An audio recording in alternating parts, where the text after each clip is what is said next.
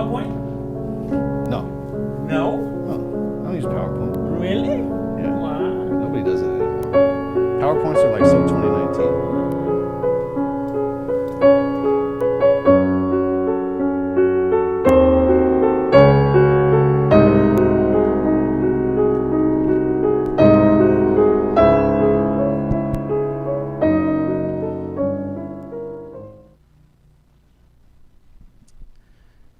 Good evening, everybody.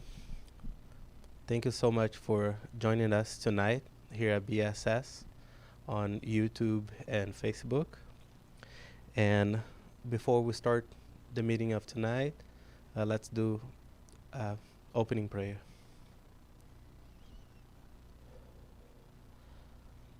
I invite you all to take a couple of deep breaths and feel present in this moment. Paying a little attention to our heartbeats or our feet on the ground.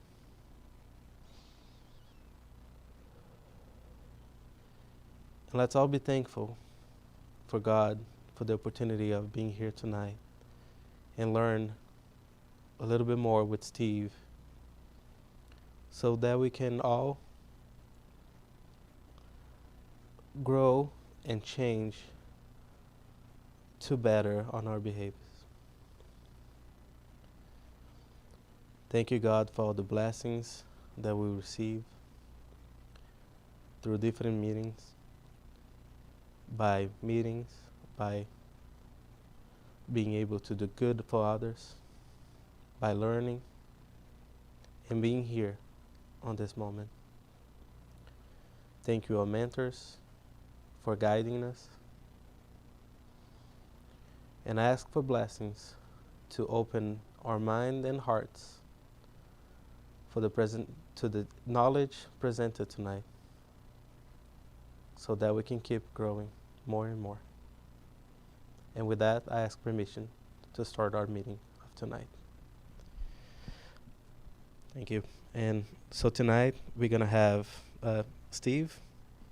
You guys probably know him already. And he's going to be talking about the calm after the storm. And with that, I have Steve.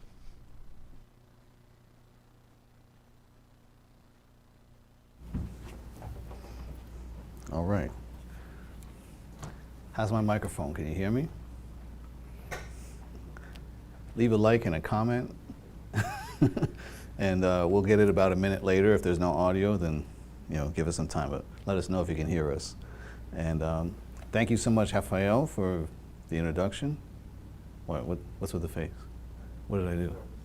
Oh, am I nervous? So, good evening, everyone. Boa noite. Tudo bem? How you doing?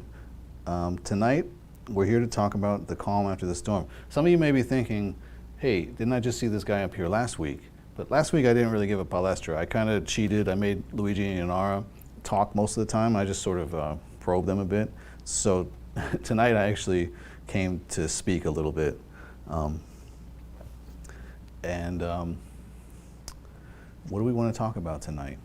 So I didn't know that I was going to be speaking tonight last week, so I always like to start my talks by making a lot of excuses when I'm unprepared. But I got the idea that maybe I would take you through a little bit of the process. What happened was I was doing a little bit of reading. I like to do a little bit of Sunday gospel in the home study, prayer, meditation every Sunday morning. And it's like my thing. It's just for me and my friends in the spirit world. So I don't like post it online or do anything like that, even though I'm tempted to sometimes. And it's kind of like personal, right? So I'm showing you guys something kind of personal. But what I like to do is read a little bit out of this book, Our Daily Bread. You might see another version. There's another version that's like blue. It's like prettier looking. But also in Portuguese, they say Pão Nosso, Our Daily Bread. A book by Chico Xavier and the Spirit Emmanuel. and it's little like daily meditations, very short little chapters. That's how I kind of use it, like a daily little meditation. And I found this one chapter 32 in this book, and I thought I would just go ahead and read it because it's very short. It's only one page front and back. Chapter 32. So this is like a couple of Sundays ago. I open up my book, I get to chapter 32, and the chapter is called Corpses. And I like it already. So usually in our daily bread, there's usually a verse from the scripture. There's usually something that Jesus said. Sometimes it's from Paul. Sometimes, that's what I find is usually Jesus or Paul. In this case, something that Jesus said from Matthew 24:28. For wherever there is a carcass, there the vultures will gather. And I just like it. Sort of paints a picture with words. I really appreciate that. So let's go through. I'll read and I'll comment a little bit. So, in presenting the image of corpses and of the vultures, Jesus was making reference to the necessity of the penitent individuals that require the resources in order to be able to struggle for the elimination of the shadows in which they are immersed. So that's kind of a mouthful. So some of my friends tell me that they have a hard time reading Emmanuel because of the words are so sort of flowery. What's he really saying here is, Jesus gives us this image of corpses and vultures, and it's showing us the need for our own inner transformation, for our own working for our own change. That's kind of like a more simplified way of saying all of that. He goes on to say, a swamp is not eradicated by showering it with flowers. The putrid bodies in the field attract vultures that devour them. That representation of such great significance symbolizes one of the strongest calls from our Lord invoking the followers of the gospel toward the movement of sanctifying work. In various circles of the revived Christianity, many disenchanted followers have surged, complaining about the action from persecutors, obsessors, and executioners, visible and invisible. Some students affirm that they feel tied to these influences and confess being incapable of following the designs of Jesus. So that was kind of interesting to me. It's been almost 5 years since I walked through the door of the Spiritist Center for the first time.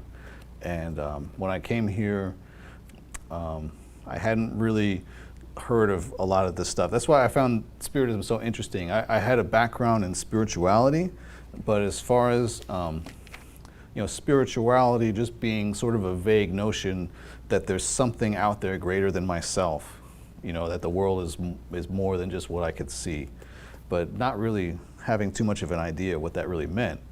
So when I came to the Spiritist Center and you guys told me that, about communication with spirits, I found that really interesting. And I started reading Kardec like very fervently, trying to understand, try to get involved in the conversation that was going on here in the center, and understand what you people were talking about. So I read the Spirits book, I read the Mediums book, directly after it, and that you have to understand, coming from the context of someone who's never heard of a lot of these things, coming from the background, just being into spirituality. I was into a lot of different things, but so a lot of the things I'm reading, I'm kind of going, that's interesting, and kind of keep going. So so I sort of just pick out what seems important to me, and what do I really sort of grab onto. And I read the Mediums book, and I got to the chapter where they talk about obsession. And I found that really interesting because from my understanding, when we talk about obsession, I always would think of somebody that washes their hands too much. They have obsessive compulsive disorder, or somebody that breaks up with their girlfriend, but then like waits for her outside in the bushes like a stalker or something, like that kind of obsession. I had never heard of the idea of like a spirit obsession, where a spirit just kind of won't leave us alone. So I read that chapter about obsession, where you talk about the three types of obsessors. We have a simple obsessor, the fascination, and when it gets really bad, the subjugation. But I kind of read it, and I found it interesting, but it wasn't like something I really like became obsessed with. Let's say it didn't really like faze me. I'm just like, okay, and I kept reading. So it wasn't really until I started like talking to some people. I don't want to like say everybody here, but some people would like bring that up a lot. Like anytime that they would, do something that they sort of wish that they wouldn't do, or they sort of judge like this is wrong. They'd say like, oh, my obsessor made me do it. And I was just like, I don't know, like that was the thing, is I had read that chapter and I had read that part, and like I didn't get that from reading that, so it's sort of like a misconception that sort of floats around in some circles about that, like the obsessor made me do it. So with that said, the next paragraph in this reading, Emmanuel goes on to say, however, much thought should be given prior to making assertions of this sort that in reality only signal accusations at their authors. So it reminds me of a fortune cookie I got one time when I was a kid that said anyone who points a finger at someone else has 3 fingers pointing back at themselves. Right? It is imperative to remember always that the impious birds will gather around abandoned carcasses. The vultures will seek out other regions when the field in which they were congregating is cleansed. The individual who invariably affirms unhappiness creates the impression that he breathes inside of a tomb. However, when he makes an effort to renovate his own path, those dark birds of sadness will draw themselves farther away.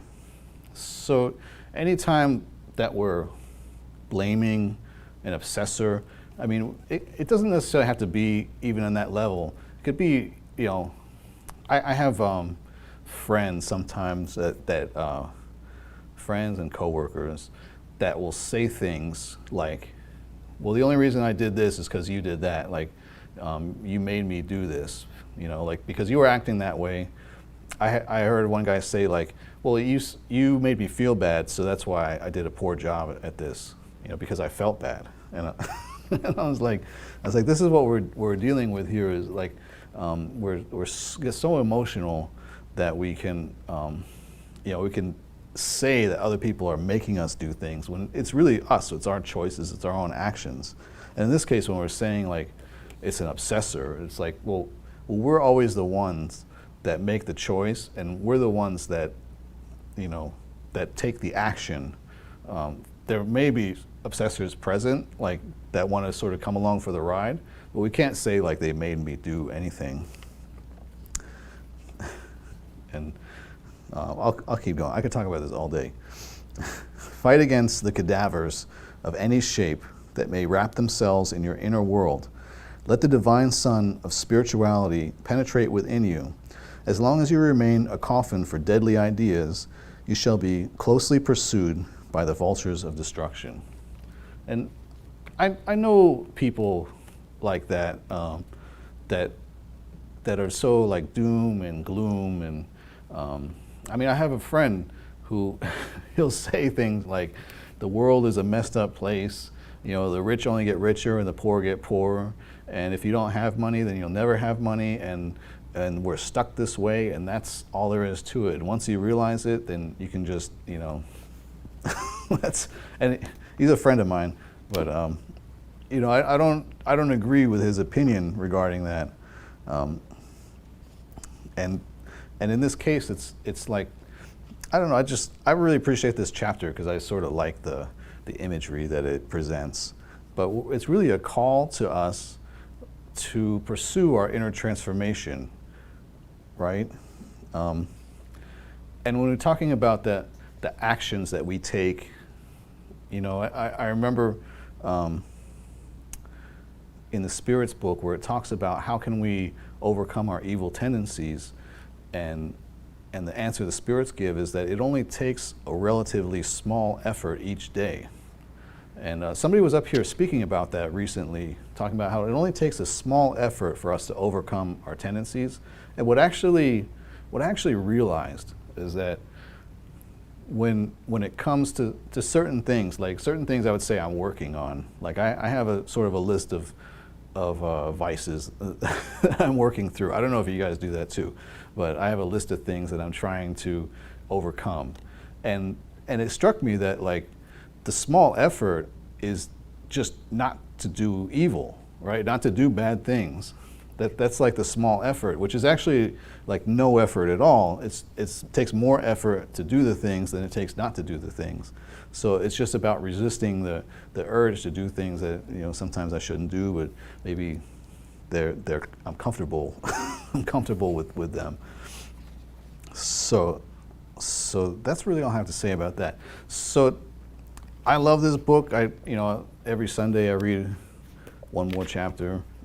So I've been going through that recently since I began doing this Sunday morning gospel in the home thing.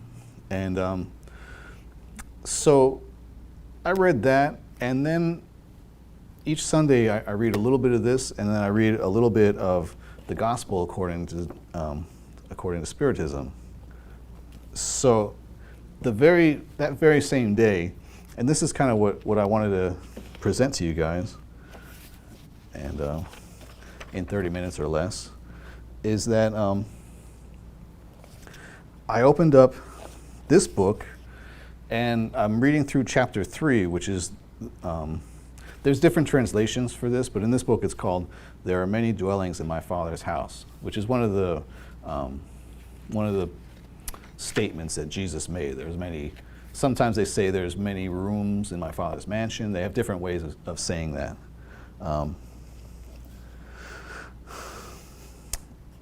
I can't read this whole chapter, but there's a few parts of it that really stuck out to me that have to do with this topic. And that's what I was saying on this Sunday morning. I was like doing this reading.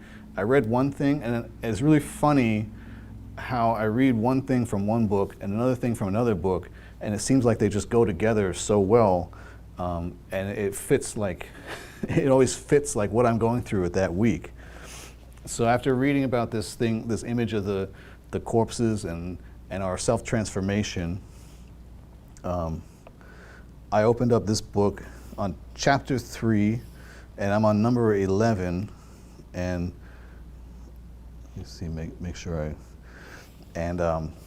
this is a message from the spirits. It's a summary of the teachings of all the spirits, so it's kind of like a combination of several different spirits, I guess, speaking. And they say, on your world, you need evil in order to sense the good, night to admire the light, sickness to appreciate health. And in the context of what's happening in our world right now, this struck me like so profoundly, like what's going on? Like we're going through, I don't like to talk about it, because I don't like to get political or like influence anyone's opinion like that, but we're going through this pandemic, we're going through this major, I don't want to say if it's a catastrophe, I don't want to use the wrong words, but we're going through it right now, and like this sort of just directly like struck me, like we need sickness to appreciate health. They go on to talk about, on highly evolved worlds, such contrasts are not necessary. And I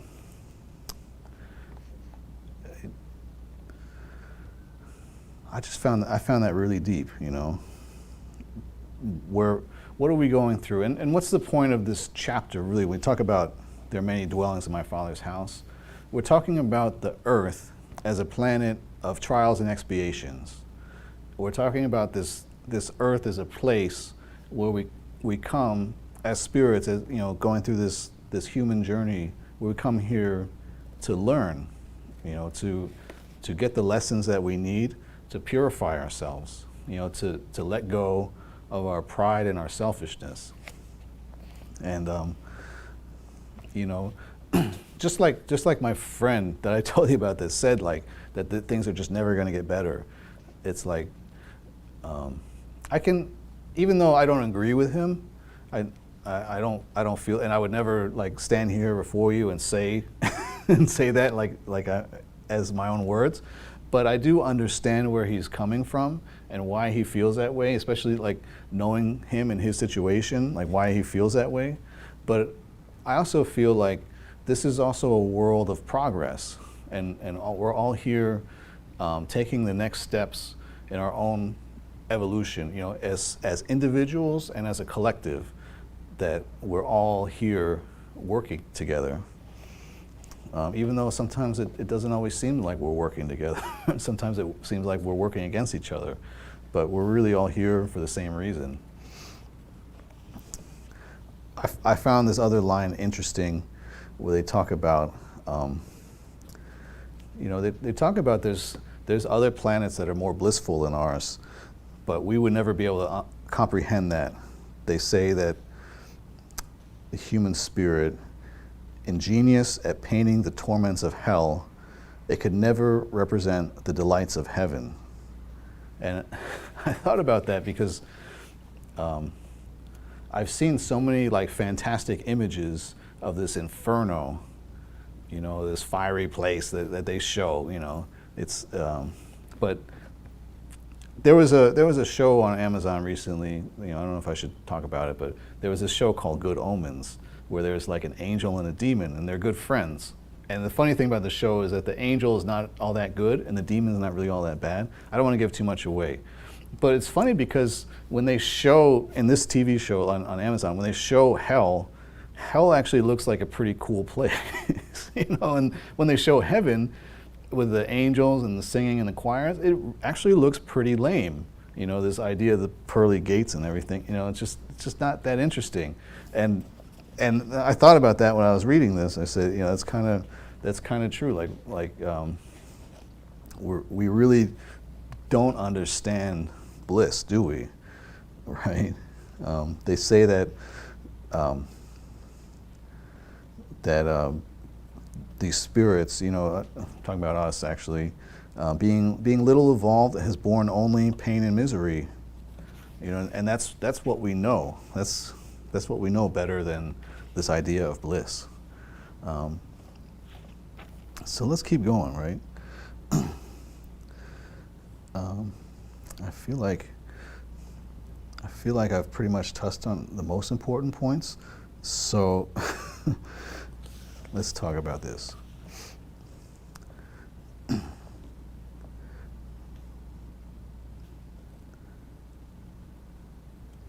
So they talk about, the type of spirits we find here on this planet, on Earth. We're talking about you and me, right? And everyone we know and the people all around the globe.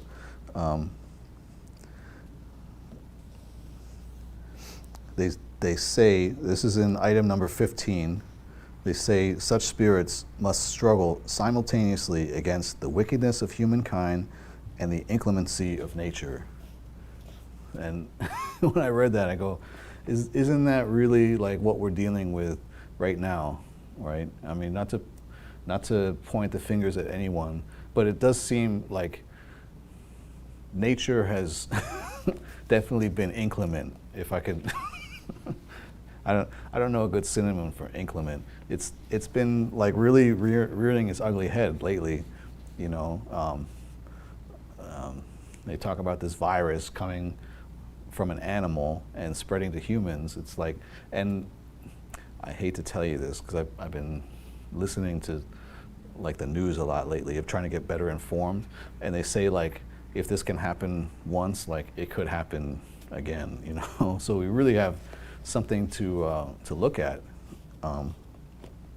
So we have the inclemency of nature. Nature can be disastrous and dangerous and catastrophic, without even having any help from us. Also struggling against the wickedness of humankind. what are we talking about? Selfishness, pride, greed, all these things. I don't want to point at any one person or figure or anything, but it seems to be like what we're really going against, and in this political climate that we're in, and we're having massive protests and boycotts, and and I was thinking about even like the shortages we've been going through. I mean, there's some things that, with what's been going on that we could be short of, medical supplies, things like that, as people are flooding into hospitals. But when it came to like bathroom tissue, like there's really no reason why we had to have a shortage of that. It's all like because of greed, and I sort of look around, and I'm like looking at people in the stores going like, was it you, or was it you? Like, were you the one that had to like stockpile everything? And I was there was a time I was looking at a guy's cart going like, do you really need all that? I started really like judging people, but it's really all of us together, like in this race, this human race, or this rat race, one or the other. But there's a little bit of hope here. I just wanted to bring this up in item 8. They talk about, so we're talking about our world being a place of progress, and the spirits tell us God does not abandon any of his creatures. In the darkest depths of their mind lies the latent, sometimes more, sometimes less developed, vague intuition of a supreme being. So even the ones we might judge as not being as progress. I don't know about you guys. I look around and I try to figure out like where people are on the and the 10 levels of spirits. If we're in like the ignorant, or we're frivolous or boisterous, I try to figure it out, but I don't usually talk about it. So the spirits tell us, they are not degraded beings, but children who are growing up. And I'm definitely not outside of that category. That's really like my life's work is really overcoming selfishness and pride and greed and everything I've been talking about tonight. I can relate to it because it's what I'm going through as well. So we're getting close to the end, and I wanted to sort of offer a little bit of hope and sort of wrap it up, because I've been reading a little bit lately, so which is good. I have to admit that like there was a time like not too long ago, within the last few months, where I was starting to get like really, really down and starting to feel like really, really depressed about the state of things, about the direction of my life, about where things were going, and I started really feeling like there's just no more hope left, and somehow, I don't know exactly how or when it happened, but things started like to turn around for me, and I have to say it probably has a lot to do with like my Sunday morning study, because if there's nothing else I do like the entire week, at least like Sunday morning, when I do my like gospel in the home, it brings like that light into my life and the inspiration and the motivation, and it's funny because I always kind of like, I almost kind of dread it like every week, because it's like inconvenient to have to set a certain time aside to do something. But when I'm doing it, it's like also like my favorite time of the entire week. And I haven't really ever told anybody that I do it. So now you guys, now the cat's out of the bag.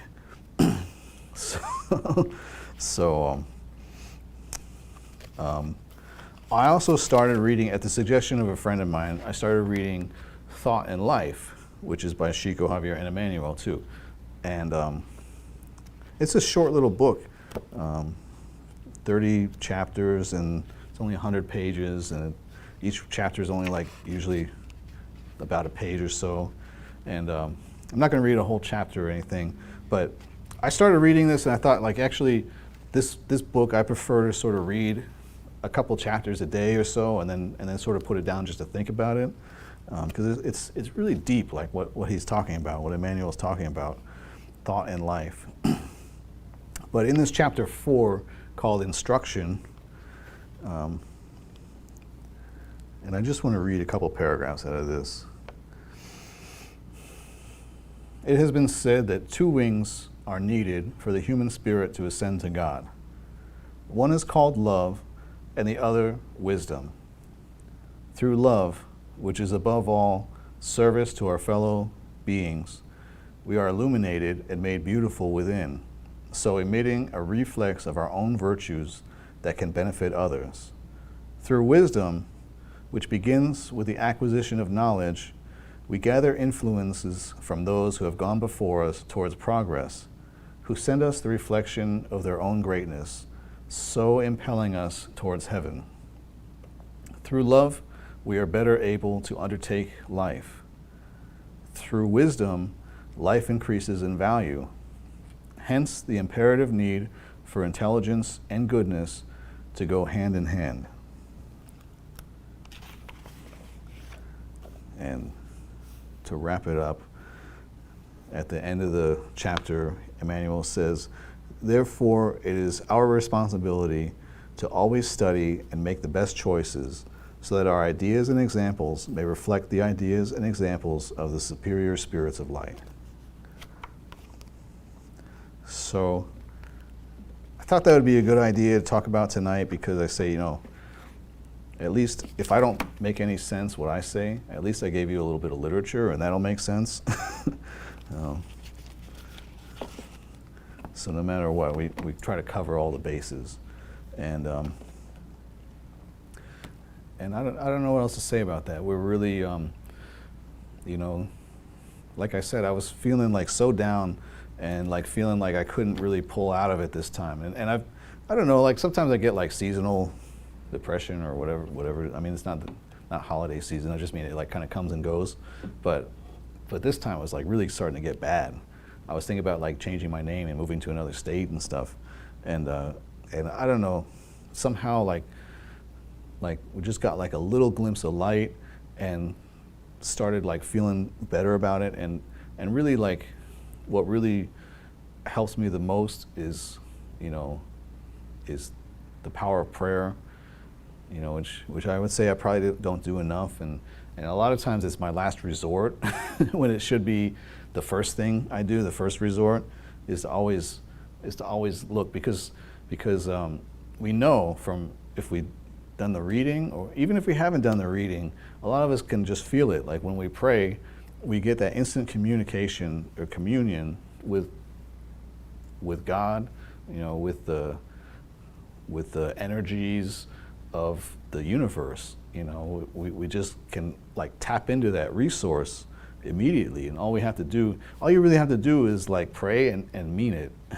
Right? You just have to like actually mean what you say and be honest, and take the time to share with God like what's on your mind, and take the time to listen. And in my case, I don't usually get like messages coming back to me from a burning bush or anything like that, but I'll find like small inspirations, and if I latch on to those inspirations, it usually like leads me to feeling the light. And I gotta say, like, from being in the place where I felt like so low, like maybe a month or two ago, I'm like feeling like I'm on fire right now. I don't mean giving this palestra. Like, I can't wait till this is over. But I'm talking about like in my life, I just feel like there's a lot of good things going on for me, even in this state where we're sort of like in a recession or a depression and things. I have a lot of like personal things that are really like motivating me to keep going, and that's what was kind of missing, was the motivation for a little while. And I gotta say, like, it's coming back, and it's coming back strong, and like, I don't know, it's making me kind of like feel alive and feel like everything is worth it. So I hope that, if you're feeling that way, you can find your motivation as well, and whatever it is for you.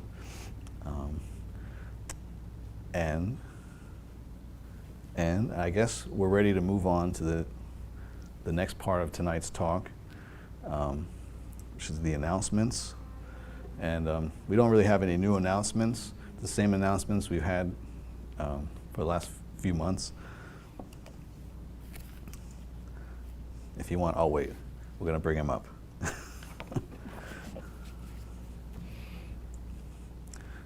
June 10th.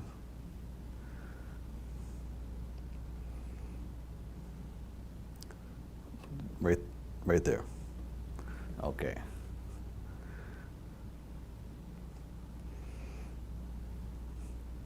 And so, let's see. Is this thing on? We have a few reminders. All right, every Tuesday at 7 p.m. Eastern Standard Time, we have live meditation which I believe is from YouTube. I don't know if it's on Facebook. I think it's only on YouTube. So if you follow us on YouTube at Broward Spirit Society, you get notified when we go live. If you're on YouTube, you subscribe to us, and when you subscribe, it's not enough. You also have to click that little bell icon that's next to the subscribe button and get the notifications, because you don't want to miss out what's going on here. We're going places. So Tuesday night, 7 p.m. Eastern Standard Time, we got meditation, which is usually led by Cynthia, Juan, or I'm not sure if Evelyn's been doing it lately. She was doing it here at the center, so it's usually Cynthia or Juan. Also Tuesday evenings, 8 p.m. Now this is on Zoom now, right? Or is it on Facebook or the In the Realms of Mediumship? Tuesdays at 8 on Zoom. So if you want to get involved with that, you got to get in touch with somebody and get the Zoom credentials. Yeah, find us on Facebook. Facebook.com/Broward Spirit Society. Like, subscribe, get notifications, follow us, right? And that's the end of our announcements. But usually here at the center, we've been supporting the center, because even though we don't have many humans here, we're still trying to keep the center open. So we've been having our Saturday food drives. Last week it was lasagna. I ate a ton of lasagna, and I could keep going if I had more. I'm just saying, I want to let people know if they're listening. This Saturday, however, is the 4th of July, which in the United States is a holiday. So I figure that's probably why I didn't see any announcements for food being sold this week, but I'm sure we'll be back up by next week. Also, we have our yard sale, which goes on here. People donate goods. If you have goods to donate, we can still accept donations. Most of the yard sale activities are going on online. If you follow BSS Yard Sale at Instagram, and I'm not sure if they have an actual physical yard sale. If they did, it would probably be next weekend, July 11th. It looks like we do have a physical yard sale.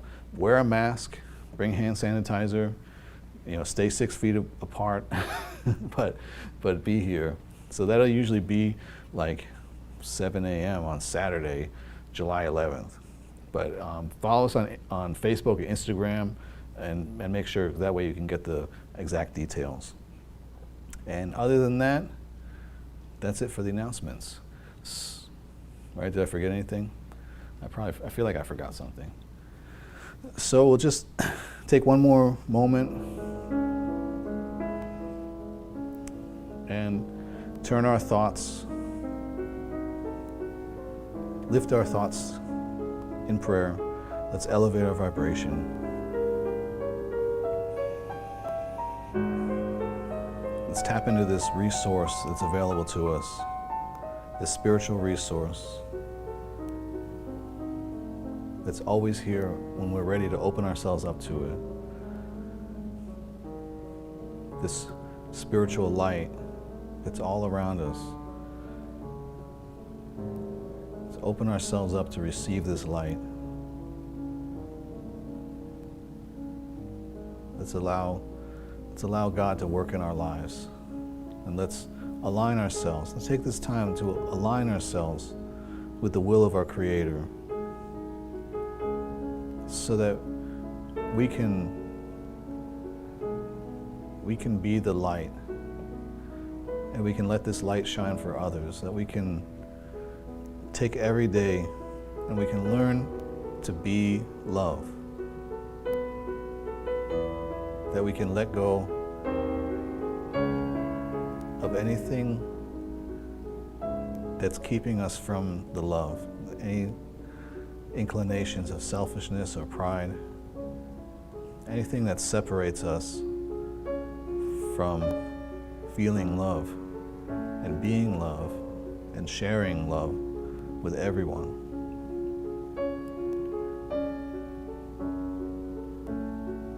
So we ask for this light to be a part of us, like a candle inside of us, that it can glow so everyone can see it.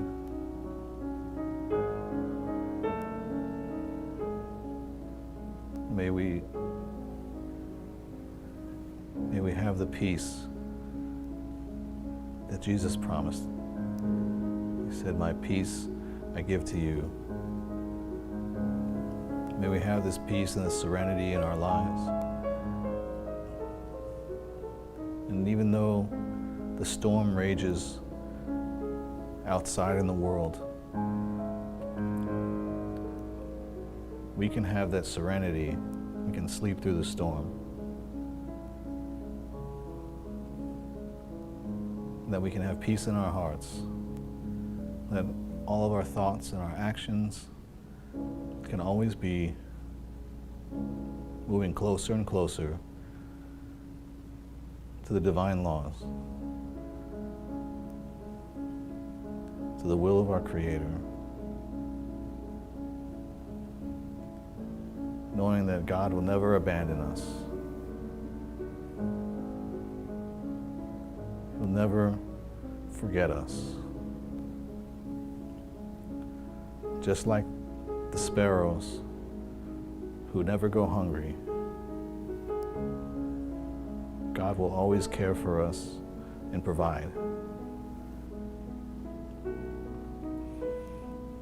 So may we keep this peace in our hearts. May we keep this love with us. May we go from here and tonight letting this love shine for everyone we meet. Thank you for the message. Thank you for the inspiration. Thank you for the motivation. And with your permission, we'll end the work for tonight. So be it.